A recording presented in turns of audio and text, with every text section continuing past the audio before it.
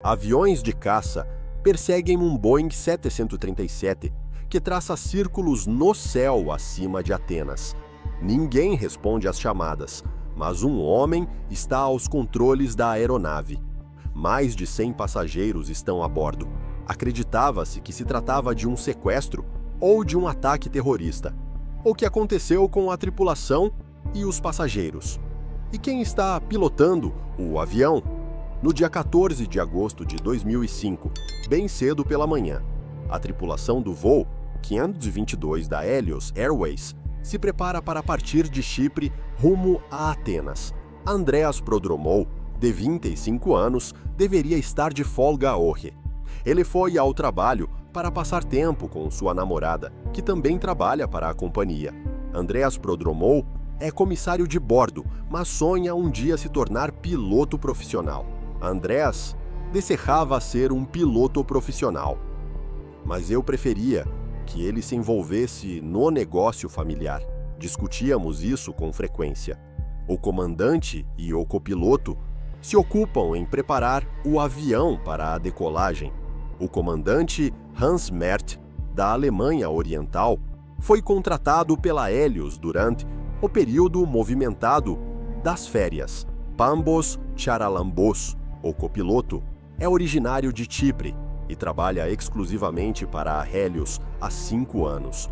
Antes de decolar, a tripulação deve inspecionar o painel de instrumentos e a cabine de pilotagem. Trata-se de uma verificação rotineira essencial para o bom funcionamento da aeronave. A Helios oferece voos para a Grécia a preços reduzidos.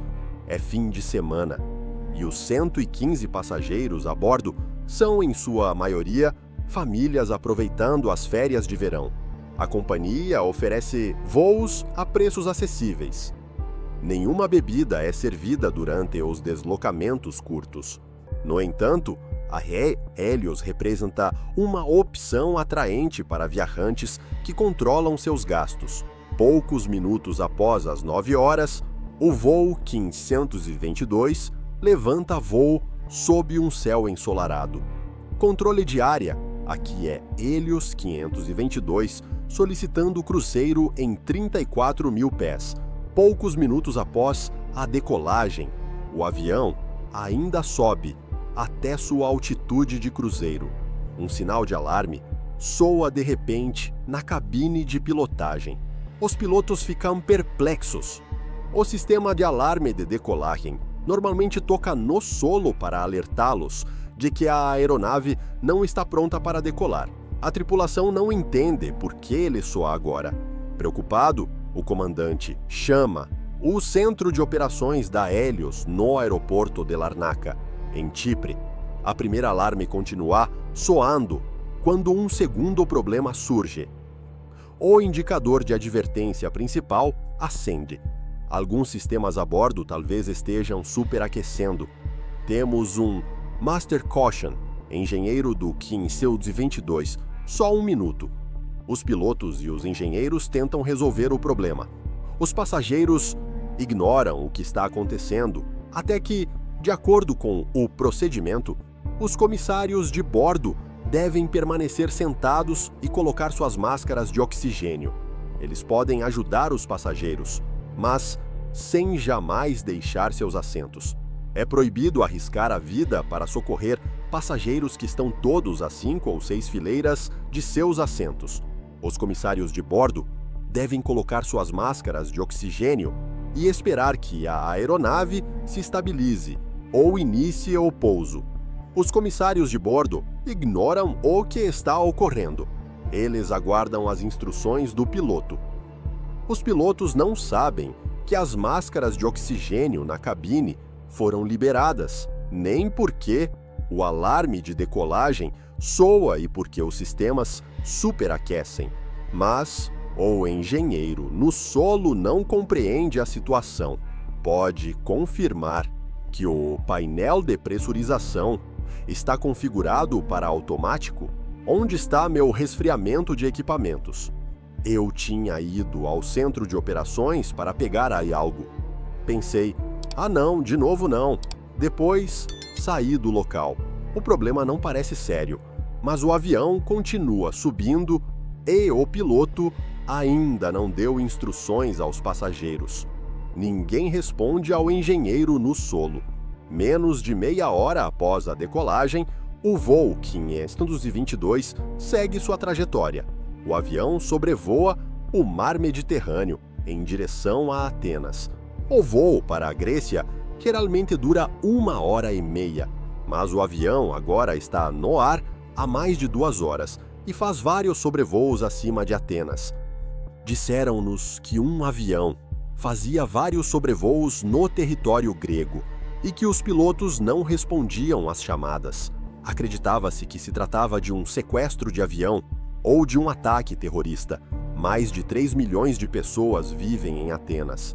Se um avião caísse lá, o número de mortos seria alto. Ninguém estava aos controles da aeronave. Podia ser um sequestro de avião ou um ataque terrorista. As autoridades, então, recorreram ao exército. As forças aéreas gregas enviam 2 aviões de caça para perseguir a aeronave da Hélios. Um dos aviões se aproxima da frente do Boeing. Um homem está afundado no assento do copiloto e não há sinal do comandante. O piloto vê os passageiros, mas nenhum deles reage à sua presença. Então, o piloto percebe um homem se movendo na cabine de pilotagem. Os F-16 seguem de perto o Boeing, mas ninguém responde às chamadas. Um dos F-16 estava atrás do Boeing 737, pronto para disparar. O outro se posicionava perto da cabine de pilotagem e tentava atrair a atenção do homem a bordo. De repente, o Boeing 737 vira para a esquerda e desce. O avião cai abaixo de sua altitude de cruzeiro de 10.000 metros em direção ao solo. Então, a 2.100 metros do chão, o homem aos controles reage pela primeira vez à presença do F-16, mas permanece em silêncio. Nem o controlador aéreo, nem o piloto do F-16 conseguem contato com o Boeing. Pouco após o meio-dia, quase 3 horas depois de decolar de Chipre, o voo 522 da Hélios colide com o solo. Os bombeiros e resgatadores se apressam para chegar ao local do acidente. Não há sobreviventes. Lázaros Temedian, um comissário de bordo, que está no centro de operações, fica atordoado com a má notícia. Nunca vi uma cena tão caótica. Ao voltar ao centro de operações, o controlador aéreo me disse que havia perdido a aeronave. Ele começou a chorar. A Hélios é uma pequena companhia aérea que possui apenas 3 aparelhos. Os membros da tripulação trabalhavam juntos há anos. Paul Simeonides fica pasmo com a má notícia. Ele e sua noiva trabalham como comissários de bordo na Hélios. Foi a pior meia hora da minha vida. Victoria trabalhava naquela manhã e deveria voar para Glasgow. Minha família e meus amigos me ligaram para saber se Victoria e eu ainda estávamos vivos. Eles queriam saber como tal catástrofe pôde ocorrer. O pai de Andreas Prodromou ignorava que seu filho havia substituído um colega naquela manhã. Eu estava preocupado. Liguei para o celular do meu filho, mas ele nunca respondeu. No entanto, ele sempre atende. Quando soube da terrível notícia, senti como se tudo desabasse ao meu redor. É a pior catástrofe aérea da história da Grécia. A maioria das 121 vítimas são cipriotas. A ilha declara 3 dias de luto após o acidente. É uma catástrofe preocupante. Por mais de 1 hora, os controladores aéreos observaram o avião se aproximar de Atenas sem saber o que acontecia dentro da aeronave. Os investigadores devem resolver o mistério. Uma cena monstruosa nos esperava do outro lado da montanha. Era indescritível. Diante de nós, se estendia uma enorme zona negra, carbonizada, onde se viam cadáveres e peças do avião. Os investigadores tentam imediatamente compreender a causa da queda. Desde os primeiros dias, sentem uma enorme frustração. A caixa que deveria conter o gravador de conversas da cabine de pilotagem está vazia. A caixa do gravador de conversas da cabine de pilotagem estava gravemente danificada e não conseguíamos encontrar o aparelho. Os investigadores precisam saber o que aconteceu com o piloto. Sem o gravador de conversas, a tarefa é quase impossível. Os corpos recuperados no local do acidente são enviados ao escritório do legista-chefe de Atenas. As autópsias apenas engrossam o mistério. Todos os passageiros e membros da tripulação estavam vivos no momento do impacto. No momento do drama, acreditava-se que os passageiros haviam morrido antes do impacto. Mas não era o caso. Eles não sofreram os efeitos de uma substância tóxica, nem de uma explosão a bordo da aeronave. Essas pessoas morreram na colisão. Mas seus passageiros ainda estavam vivos, porque não reagiram à presença do F-16. E quem estava aos controles da aeronave enquanto sobrevoava Atenas? Os investigadores fazem uma descoberta surpreendente ao analisar as amostras de tecido humano recuperadas na cabine de pilotagem. O homem aos controles do avião, no momento da queda, era Andreas Prodromou, o comissário de bordo, que naquele dia substituiu um colega de última hora. O que ele fazia na cabine de pilotagem? Tentava salvar a aeronave ou caiu de propósito? Em agosto de 2005, os investigadores ainda buscam o gravador de conversas da cabine de pilotagem do voo 522 que caiu misteriosamente na Grécia. Antes que o avião caísse, o comissário de bordo, Andreas Prodromou, assumiu os controles da aeronave, mas os investigadores ignoram o porquê. Alguns dias após encontrar a caixa do gravador de conversas, os investigadores finalmente localizam o gravador em si. Quando o investigador principal, Akrivos Tsolakis, ouve os últimos momentos do voo, obtém uma pista importante. Não se tratava de um ataque terrorista. Andreas Prodromou lançou um chamado de socorro. Diferente do controlador aéreo, o investigador ouve os chamados de socorro na gravação. Assim que soube que um homem estava aos controles da aeronave, eu tinha certeza de que era Andreas. Era um homem corajoso. Ele sabia pilotar um avião e tinha os conhecimentos necessários para dominar a situação. De fato, Andreas Prodromou possuía sua licença de piloto profissional e sonhava em se tornar comandante na Hélios. Mas apesar de sua formação, ele nunca poderia salvar a aeronave.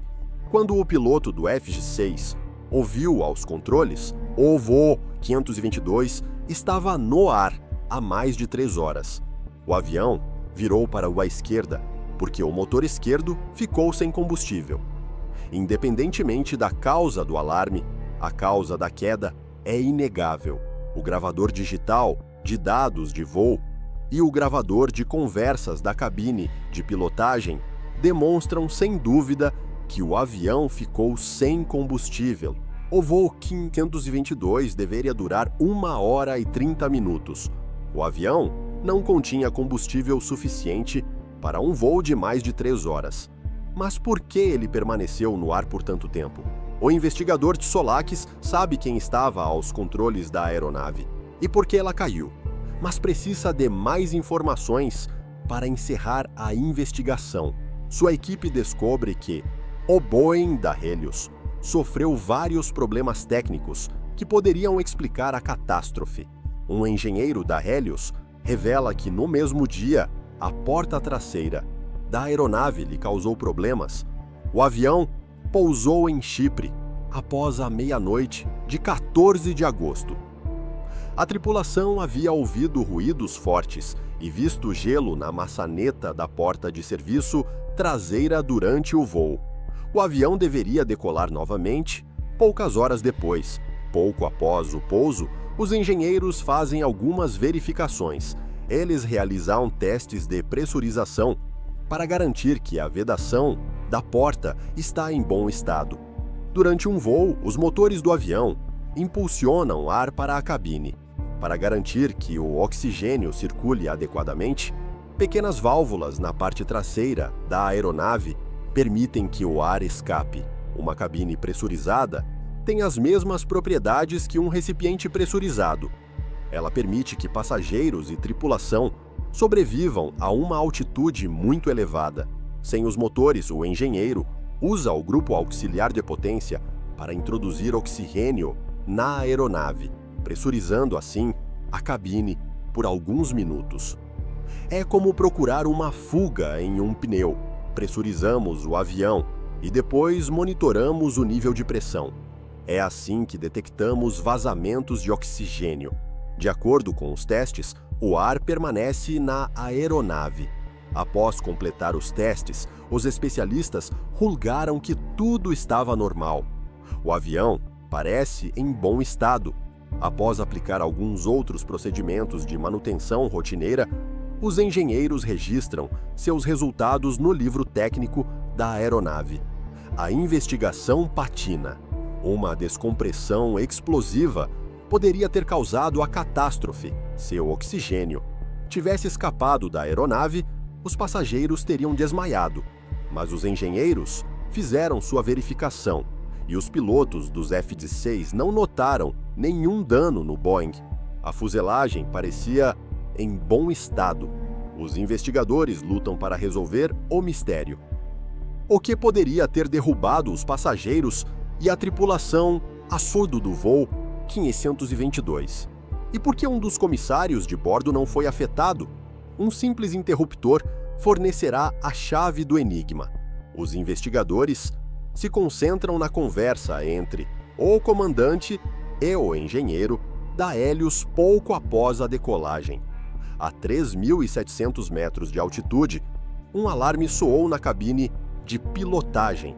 Em condições normais, o sistema de alarme de decolagem só deveria soar quando o avião está na pista.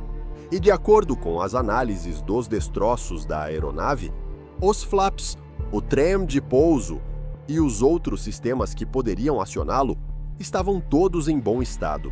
Por que então ele soou?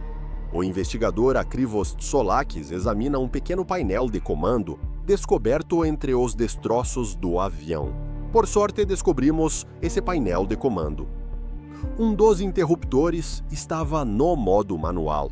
O painel de pressurização P5 serve para fornecer um suprimento adequado de oxigênio aos passageiros, independentemente da altitude da aeronave. Habitualmente, a pressurização ocorre automaticamente quando os motores introduzem ar na cabine, enquanto o avião sobe. Mas quando o interruptor está no modo manual, o piloto e o copiloto devem garantir o suprimento de oxigênio com a ajuda de um regulador. O investigador Tsolakis aprende que os engenheiros no solo colocaram o regulador de pressão no modo manual durante sua verificação rotineira. Isso lhes permitiu verificar a pressão dentro da cabine, usando o grupo auxiliar de potência sem ligar a aeronave. Mas quando terminaram sua verificação, nunca recolocaram-se o regulador no modo automático para pressurizar a cabine. Os engenheiros colocaram o regulador no modo manual. Eles deveriam tê-lo recolocado no modo automático após a verificação.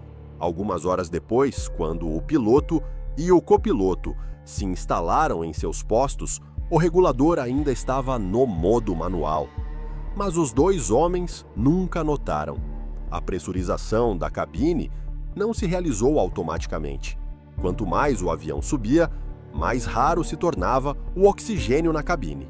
Ao esquecer de colocar o regulador no modo automático, o engenheiro colocou todos a bordo em perigo.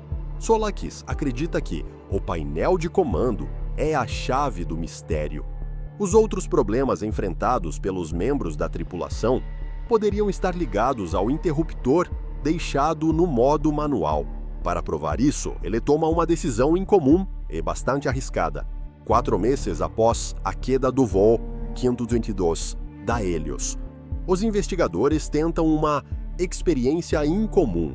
O investigador Akrivos Tsolakis empreende a mesma viagem a bordo de um Boeing 737 da Olympic Airlines. Se suas suspeitas estiverem corretas, esse Boeing reagirá da mesma forma que a aeronave da Helios. As reconstituições são importantes para compreender catástrofes dessa magnitude. Claro, custa muito caro empreender um voo de 3 ou 4 horas a bordo de um Boeing 737. O investigador Tsolakis pede ao piloto para colocar o regulador de pressão no modo manual. O indicador verde mostra que está no modo manual, mas ele é mal visível através do brilho do sol matinal. O Boeing 737 sobe e o oxigênio se torna cada vez mais raro na aeronave. A mesma coisa ocorreu a bordo do voo 522, acionando assim o sinal de alarme. O alarme soou e os pilotos o identificaram errado, porque é quase impossível que a cabine não se pressurize na decolagem. Isso acontece muito raramente. Tsolakis confirma que a falta de oxigênio acionou o sinal de alarme, mas também descobre que o som é idêntico ao sinal do sistema de alarme de decolagem. Mesmo se a tripulação identificou mal o primeiro alarme, ainda tinha uma chance de identificar o problema. A 5.000 metros, o indicador de advertência principal acendeu e permaneceu aceso por quase 1 minuto. Mas mais uma vez, a tripulação identificou mal a causa do sinal de alarme. O indicador de advertência principal pode sinalizar o superaquecimento dos sistemas ou o despliegue das máscaras de oxigênio. Nesse caso, o indicador sinalizava os dois problemas simultaneamente, mas como a tripulação ignorava os problemas de pressurização, concentrou-se no sistema de resfriamento da aeronave. Os detectores de temperatura e de pressão reagiram a um problema ao mesmo tempo. Durante a reconstituição, os investigadores observam atentamente o equipamento de gravação a bordo de sua aeronave. Eles também sentem o efeito da falta de oxigênio. Os primeiros sintomas são na pressão nos ouvidos e nos seios da face. Depois, nos sentimos um pouco tontos, como se tivéssemos bebido 1 ou 2 copos. A falta de oxigênio também pode explicar o comportamento estranho da tripulação, quando o engenheiro lhe fez uma pergunta sobre a pressurização. O comandante Merten fez outra pergunta, em vez de responder. O fenômeno é insidioso. É incrível como os efeitos são sutis. As pessoas se sentem tontas e depois têm dificuldade para pensar claramente. É uma verdadeira armadilha.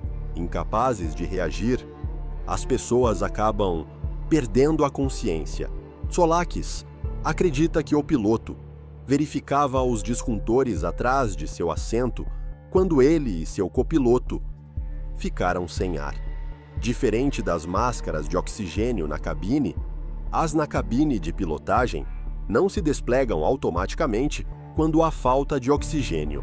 Atrás da porta trancada da cabine de pilotagem, nenhum dos passageiros notou a incapacidade dos pilotos. Eles também não sabiam que logo faltaria oxigênio. De fato, o gerador químico acima dos assentos fornece oxigênio às máscaras por apenas 12 minutos. Esses geradores fornecem oxigênio suficiente aos passageiros até que o piloto possa reduzir a altitude da aeronave. Na grande maioria dos casos em que ocorre uma despressurização, isso é suficiente. Os passageiros que colocaram suas máscaras permaneceram conscientes até que não houvesse mais oxigênio. Depois, eles desmaiaram por sua vez.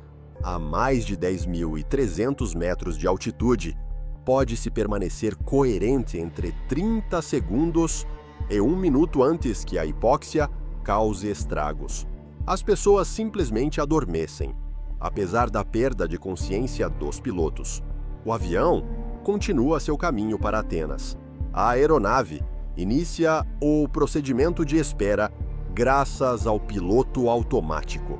Para evitar o mesmo cenário durante a reconstituição, o investigador Tsolakis pressuriza a cabine. A reconstituição permite aos investigadores esclarecer outro mistério sobre a catástrofe do voo 522.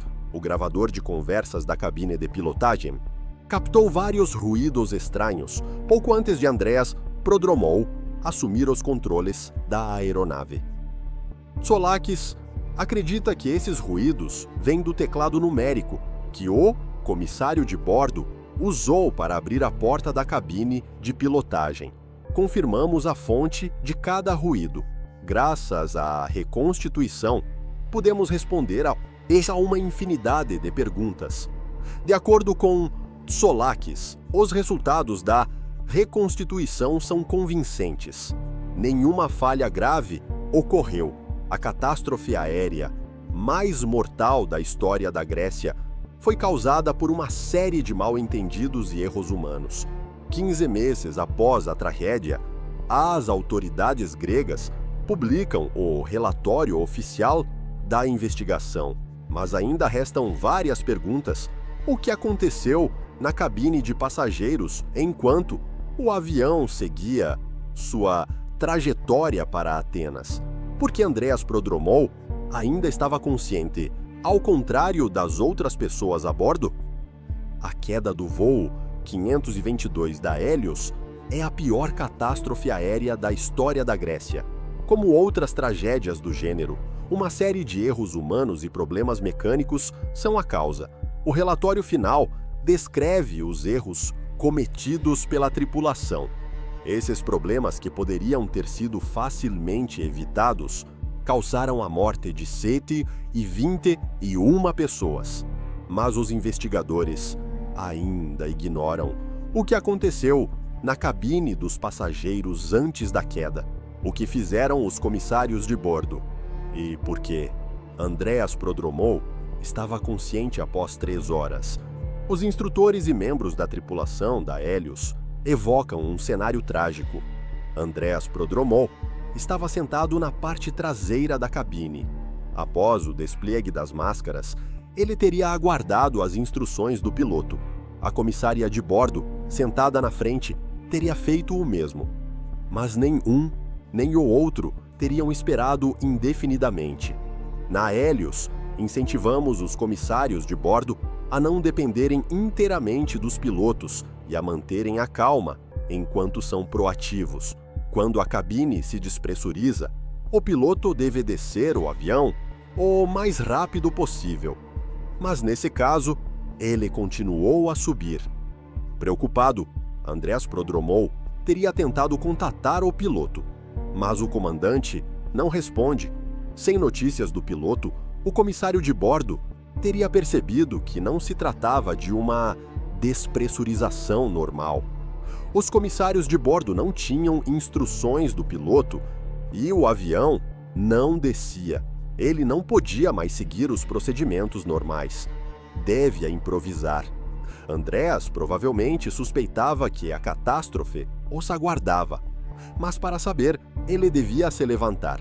A única fonte de oxigênio vinha, é claro, das máscaras.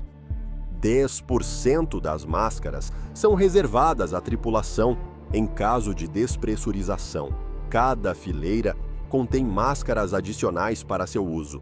Prodromou poderia ter se deslocado até a cabine de pilotagem graças a essas máscaras adicionais e teria pegado uma máscara de cada vez, como um macaco que balança de cipó em cipó. Mas se mais de 12 minutos tivessem se passado, os outros comissários de bordo, incluindo sua namorada, provavelmente ainda estavam sentados e, assim como os passageiros, sofriam de hipóxia.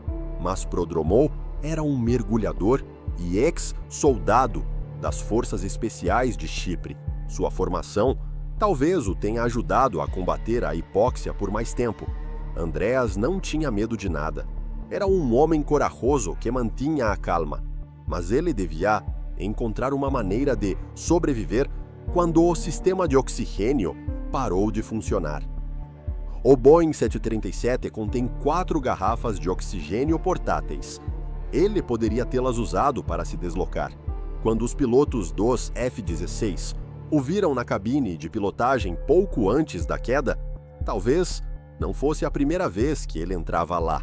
Como fez pouco antes da queda, ele poderia ter destrancado a porta mais cedo graças ao código de segurança. De acordo com os procedimentos, o comissário de bordo deve bater na porta da cabine de pilotagem. Se ninguém responder, ele pode entrar abrindo a porta graças ao código de segurança. Durante a investigação, o DNA do copiloto foi descoberto em uma das máscaras de oxigênio. É possível que Prodromou tenha tentado reanimá-lo. É possível reanimar uma vítima de hipóxia por um certo tempo, se a falta de oxigênio ainda não danificou o cérebro. Tudo depende da pessoa e de quanto tempo ela fica em um ambiente sem oxigênio. Mas, se ele entrou na cabine de pilotagem, por que saiu? Nunca saberemos. Ele provavelmente estava desorientado e incapaz de reagir como faria normalmente. Qual era seu estado físico e mental? Acreditamos que ele sabia o que estava acontecendo, mas estamos certos? Nunca saberemos. Após 3 horas, todos os passageiros e membros da tripulação que não tinham garrafa de oxigênio estavam sem dúvida inconscientes. Era então um avião fantasma que sobrevoava Atenas. O coração da maioria das vítimas ainda batia, mas elas estavam todas em um coma irreversível. As vítimas de hipóxia não sofrem, elas adormecem. Mas Andreas Prodromou viveu um verdadeiro pesadelo. Após avistar os F-16 e constatar que logo faltaria oxigênio, ele sabia que morreria em breve. No entanto, nunca desistiu. Prodromou tentou salvar o avião uma última vez. Ao entrar na cabine de pilotagem, o homem que sonhava em se tornar piloto lançou um chamado de socorro, mas ninguém pode ouvi-lo porque o rádio provavelmente ainda emitia seu sinal na frequência do aeroporto de Larnaca, em Chipre. Andreas Prodromou nada podia contra a hipóxia que o afetava cada vez mais. Aos controles de uma aeronave que nunca pilotara, ele não tinha chance. Mesmo se soubesse como pousar, era tarde demais. Os tanques de combustível estavam vazios. Pode-se ver as fotos de Andreas e de sua namorada Haris no cemitério de Chipre, onde estão enterrados lado a lado. Eu carrego meu filho no coração. Ele me acompanha onde quer que eu vá. Ele deixou um grande vazio em nossas vidas. Nunca nos recuperamos. Perto do local da queda do voo Quintus 22 da Hélios, nas montanhas ao norte de Atenas, encontram-se as fotos de várias vítimas. Desbotadas pelo sol Mediterrâneo, elas velam sobre o terreno acidentado, testemunha de uma das catástrofes aéreas mais trágicas da história. Para entender melhor o que levou a essa tragédia, vamos voltar ao início do dia, quando tudo parecia normal, no aeroporto de Larnaca. A Helios Airways era uma companhia low cost que operava principalmente rotas curtas no Mediterrâneo. Eu e o Boeing 737-300 com matrícula 5B DB Gugui já havia voado várias vezes naquela semana sem incidentes graves. Mas naquela noite anterior, durante o voo de Heathrow para Larnaca, a tripulação relatou problemas com a porta traseira de serviço. Eles ouviram um ruído estranho, como um assobio, e notaram formação de gelo ao redor da maçaneta interna. Isso indicava uma possível perda de pressão. Mas o voo continuou sem maiores problemas até o pouso. Os engenheiros de manutenção, pressionados pelo cronograma apertado, decidiram realizar um teste de pressurização no solo. Eles conectaram o grupo auxiliar de potência, conhecido como APO, para simular as condições de voo e verificar se havia vazamentos. O procedimento era padrão. mas exigia que o sistema de pressurização fosse colocado em modo manual para controlar o fluxo de ar manualmente. O engenheiro responsável, Alan Irwin, que mais tarde seria acusado no processo judicial, ajustou o interruptor no painel overhead para MN e iniciou o teste. A pressão subiu normalmente e, após alguns minutos, sem detectar vazamentos significativos, ele desligou o APU. No entanto, em meio à correria para preparar o avião para o voo matinal, esqueceu de recolocar o interruptor em alto. Esse pequeno detalhe, invisível a olho nu durante a verificação pré-voo, seria o gatilho para a caixinha de eventos fatais. Inscreva-se se você gosta do vídeo. Agora, imagine a cabine de pilotagem naquela manhã ensolarada. O comandante Hans-Jürgen Merten, um piloto experiente com mais de 8.000 horas de voo, sentou-se à esquerda, enquanto Pambos Charalambous, com cerca de 1.500 horas, ocupava o assento direito. Eles realizaram a checklist de pré-voo meticulosamente, verificando combustível, pesos, rotas e sistemas. O combustível carregado era suficiente para o voo curto até Atenas, mais uma reserva para Praga, o destino final após uma parada técnica. Mas ninguém notou o interruptor de pressurização ainda em manual. Às 9h07, o avião decolou da pista 22 de Larnaca, subindo suavemente para o nível de cruzeiro FL-340, ou 34.000 pés. Tudo corria bem, até que a cerca de 10.000 pés, o alarme de configuração de decolagem soou. Esse alarme é projetado para tocar apenas no solo seus flaps ou o trem de pouso não estiverem na posição correta. Confusos, os pilotos checaram os instrumentos. Tudo parecia normal. "Por que isso está tocando agora?" perguntou o copiloto. O comandante contatou o engenheiro de manutenção no solo, que estava monitorando o voo. A conversa foi gravada e, mais tarde, analisada exaustivamente.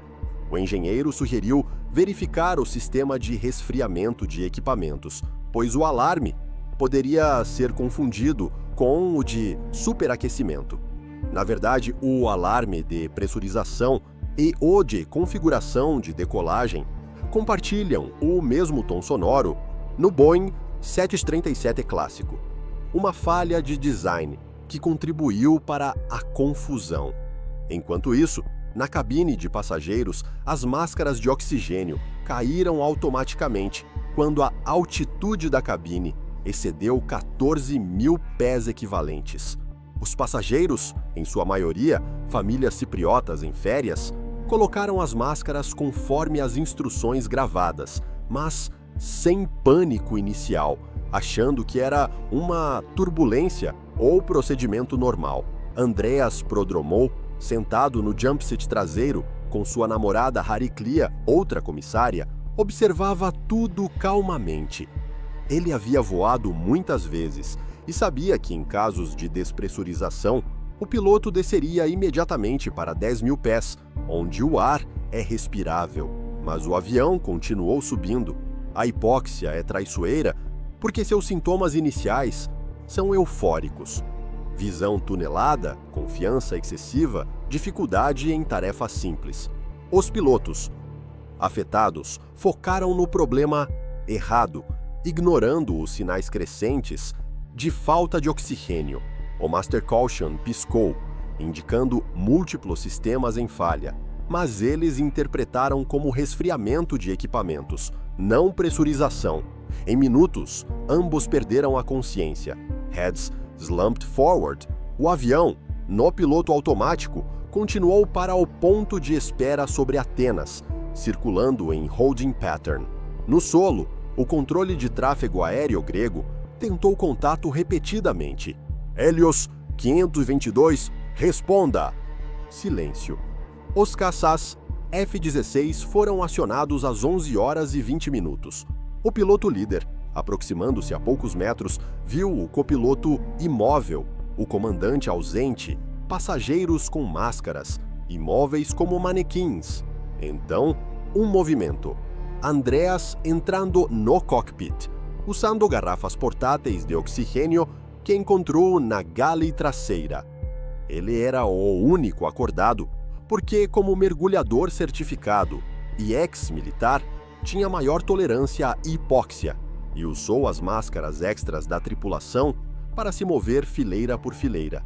Chegando ao cockpit, tentou acordar os pilotos, aplicou oxigênio no copiloto. Daí o DNA encontrado. Mas era tarde. Ele sentou no assento direito, segurou os controles, mas sem treinamento em 737, e com motores falhando por falta de combustível, o avião começou a descer. Seu Mayday foi captado, mas na frequência errada. Às 12h03, o Boeing colidiu com uma colina perto de Gramático, a 150 km/h, explodindo em chamas. Os destroços se espalharam por 500 metros. Corpos carbonizados, malas abertas com roupas de verão. A investigação, liderada por Akrivos Tsolakis, durou anos e resultou em acusações contra Helios por negligência. O relatório final destacou 25 falhas, incluindo treinamento inadequado, manutenção apressada e confusão de alarmes. A Helios faliu meses depois, incapaz de se recuperar da mancha. Famílias processaram a Boeing por design defeituoso do alarme, mas o foco principal foi o erro humano. Um interruptor esquecido. Andreas se tornou herói póstumo, condecorado por Chipre. Sua namorada Hariklia, sentada ao lado dele no avião, morreu sem saber de sua tentativa desesperada. O local do acidente Orre tem um memorial com nomes gravados, visitado por parentes anualmente. Essa tragédia mudou procedimentos em companhias low cost, reforçando checklists duplas para pressurização e treinamento em hipóxia. Mas serve de lembrete. Em aviação, uma série de pequenos erros pode levar a consequências devastadoras. Vamos aprofundar mais nos detalhes técnicos que cercam essa catástrofe, porque cada elemento contribui para o quadro completo. O Boeing 737-300, fabricado em 1984, era um modelo confiável, com milhares de unidades voando ao redor do mundo. A Helios o adquiriu usado de outra companhia, e ele tinha cerca de 23 mil ciclos de voo, o que é normal para um avião de rota curta. Mas companhias low cost frequentemente operam com margens apertadas, o que significa turnarounds rápidos entre voos. Nesse caso, apenas algumas horas entre o pouso noturno e a decolagem matinal. Isso pressiona a manutenção.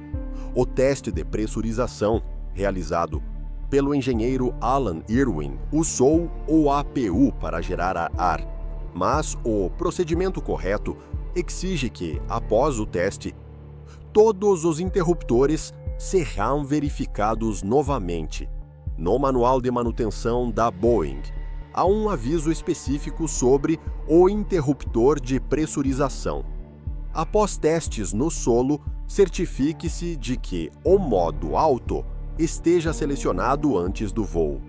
Mas em companhias menores como a Helios, com apenas 3 aviões, os procedimentos nem sempre eram seguidos à risca, especialmente em períodos de pico como o verão. Além disso, o painel overhead do 737 clássico tem dezenas de interruptores e o de pressurização é pequeno, sem luz de alerta proeminente quando em manual. Os pilotos, durante a checklist, verificam o Pressurization Panel Set, mas isso é vago, eles assumem automático a menos que haja indicação contrária. Nenhum indicador sonoro ou visual alerta se está em manual durante a subida. Na cabine de passageiros havia 115 pessoas, incluindo 6 tripulantes. Muitas eram crianças, animadas para férias em Praga via Atenas. As máscaras caíram a cerca de 18 mil pés de altitude real, quando a cabine equivalia a 14 mil pés, o limite para despliegue automático. Cada máscara fornece oxigênio de um gerador químico que queima uma substância para produzir O2 por 12 a 15 minutos. Isso é projetado para emergências rápidas, onde o piloto desce imediatamente. Mas aqui, sem descida, o tempo se esgotou. Andreas, com sua experiência em mergulho, sábia sobre descompressão e hipóxia de treinamentos militares. Ele reconheceu os sintomas nos passageiros: euforia inicial, depois sonolência. Ele começou a se mover usando máscaras sequenciais, trocando a cada fileira, respirando profundamente para maximizar o tempo. As garrafas portáteis na galley traseira, destinadas a comissários em emergências, têm cerca de 20 minutos cada. Ele usou pelo menos 2 ou 3 para alcançar o cockpit, uma jornada de cerca de 50 metros pela cabine. No cockpit, os pilotos já estavam inconscientes há mais de 1 hora, quando Andreas entrou pela primeira vez. Ele pode ter tentado reanimá-los batendo, sacudindo, aplicando máscaras, o DNA prova contato, mas hipóxia prolongada causa dano cerebral irreversível após 4 a 6 minutos, sem oxigênio adequado. Ele saiu, talvez para checar passageiros ou buscar mais oxigênio, mas voltou quando os F-16 apareceram. Os pilotos de caça relataram que ele acenou fracamente. Tentou ajustar controles, mas o avião já perdia o motor esquerdo. O tanque esquerdo secou primeiro porque o avião circulava para a esquerda no holding, consumindo mais do lado inclinado.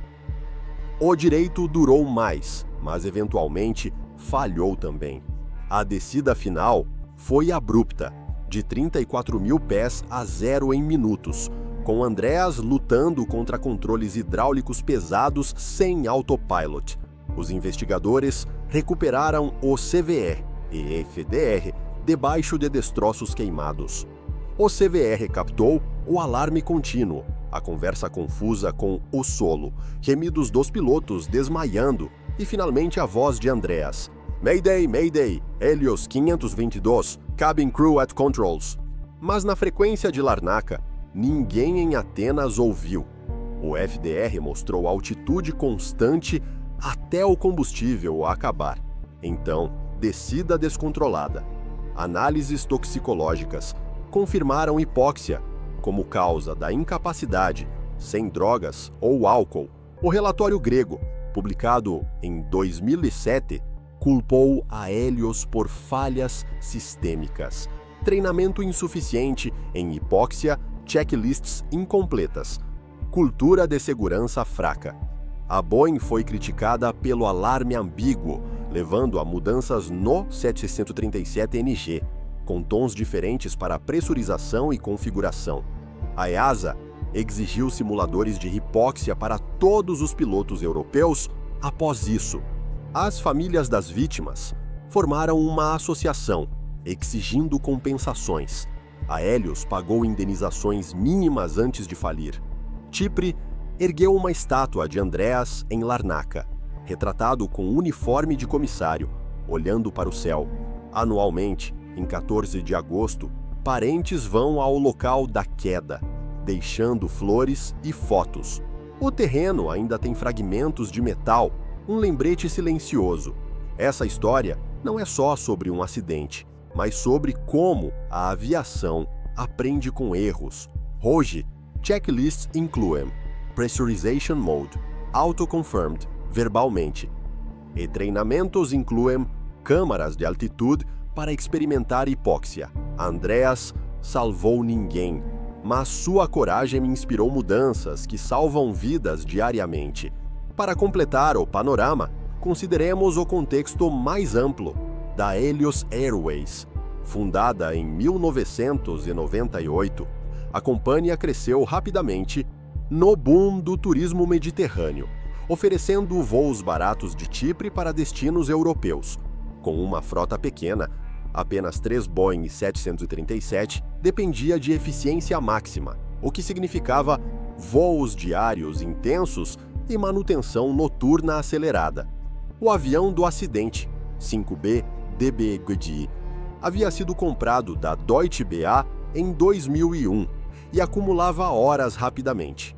Incidentes menores eram comuns em low-costs da época, portas com vedação faca, sistemas hidráulicos desgastados, mas nada que impedisse operações. A cultura de segurança era reativa, não proativa. Problemas resolvidos apenas quando reportados, sem auditórias regulares profundas. Após o acidente, a autoridade de aviação cipriota foi criticada por supervisão frouxa, permitindo que a Helios operasse com padrões abaixo da média europeia. O julgamento criminal durou anos. Alan Irwin e outros 3 foram inicialmente condenados por homicídio culposo, mas absolvidos em apelação por falta de provas de dolo. A Boeing pagou acordos extrajudiciais às famílias, evitando admitir culpa no design do alarme. Andreas Prodromou, nascido em 1980, era um jovem ambicioso. Formado em administração de aviação, trabalhava como comissário enquanto acumulava horas em pequeno Cessna para sua licença comercial. Ele tinha cerca de 200 horas de voo, suficiente para entender controles básicos, mas não para pilotar um jato complexo como o 737 sob estresse. Sua namorada, Hariklia, também comissária, sonhava com uma vida juntos após as promoções. Eles estavam noivos secretamente. No voo fatal, sentaram-se juntos no fundo, conversando sobre planos futuros. Quando as máscaras caíram, Andreas instruiu Hariklia a ficar sentada, seguindo o protocolo, mas ele, inquieto, começou a agir. Seus colegas o descreveram como líder natural, sempre voluntário para tarefas extras. Sua tolerância à hipóxia veio de anos mergulhando em águas cipriotas, onde aprendia a controlar respiração em profundidades de 30 metros. Os F-16 gregos, pilotados por tenentes experientes, seguiram protocolos NATO para aeronaves não responsivas. Eles tinham ordens para abater se o Boeing ameaçasse áreas povoadas, mas hesitaram ao ver civis. O piloto que se aproximou relatou em depoimento: vi um homem lutando, suando, tentando virar o yoke. Seus olhos encontraram os meus. Pânico, mas determinação. Comunicação via rádio falhou, porque o transponder do 737 ainda transmitia o código de Larnaca. Andreas, afetado pela hipóxia, não soube mudar para a frequência de Atenas, 126.025 MHz. O impacto criou uma cratera de 10 metros, espalhando debris por uma área arborizada. Bombeiros lutaram contra incêndios florestais por horas. Identificação de corpos usou DNA, pois muitos estavam irreconhecíveis. Crianças representavam 1/3 das vítimas, tornando a tragédia ainda mais comovente. Chipre, uma ilha pequena, sentiu o luto nacionalmente.